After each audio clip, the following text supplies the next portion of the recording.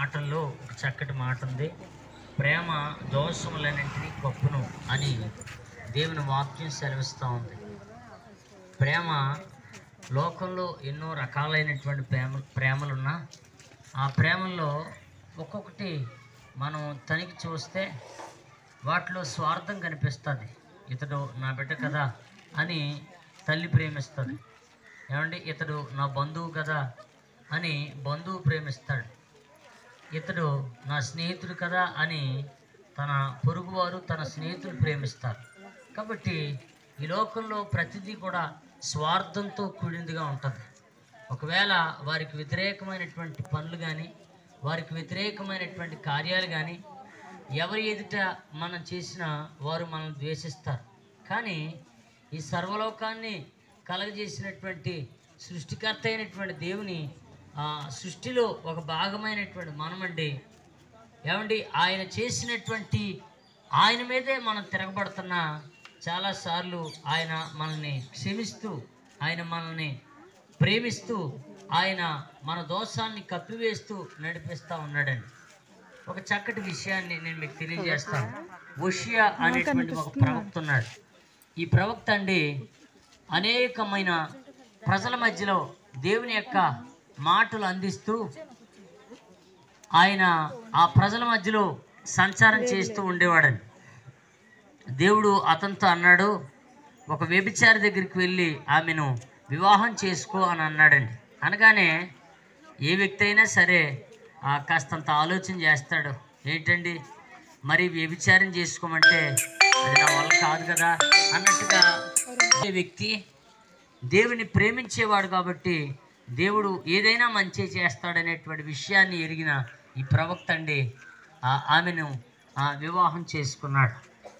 అయితే జరిగినటువంటి విషయం ఏంటంటే, వివాహం చేసుకున్న కొన్ని దినాలు మాత్రమే అతనితో కాపురం చేసింది. మరలా ఆమె తన యథావిధిగా వ్యభిచారం చేయడం ప్రారంభించింది.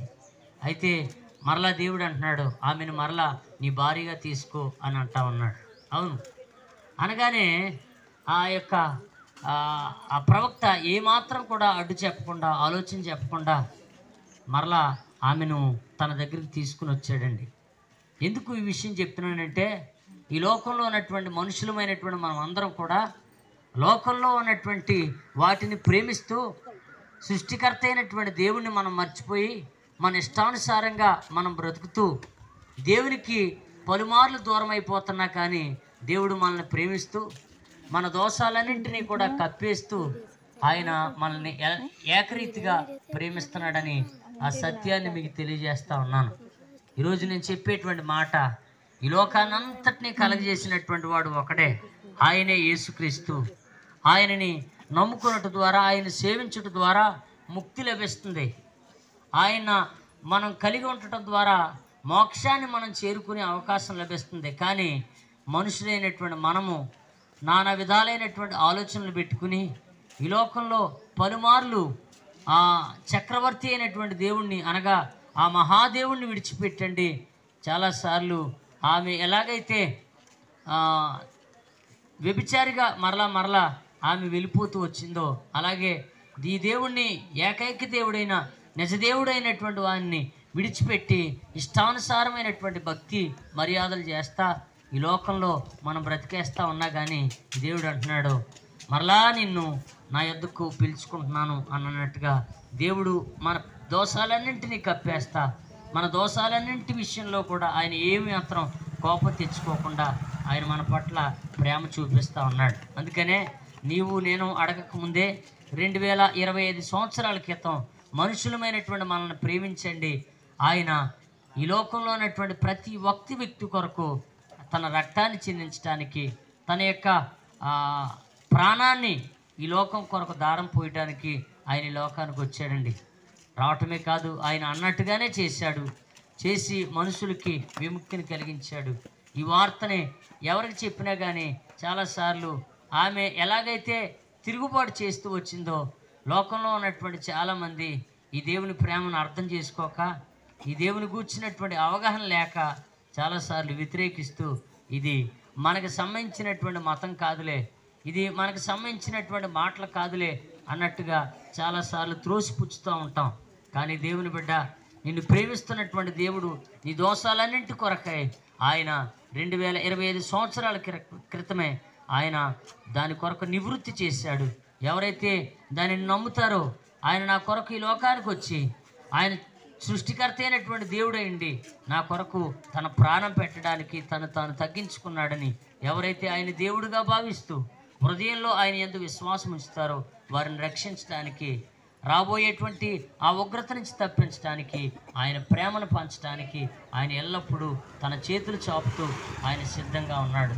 అలాంటి ఆ ప్రేమని ఏమాత్రం తోసివేయొద్దని మరొకసారి మీకు తెలియజేస్తూ ఈ మాటలు ముగిస్తూ ఉన్నాం.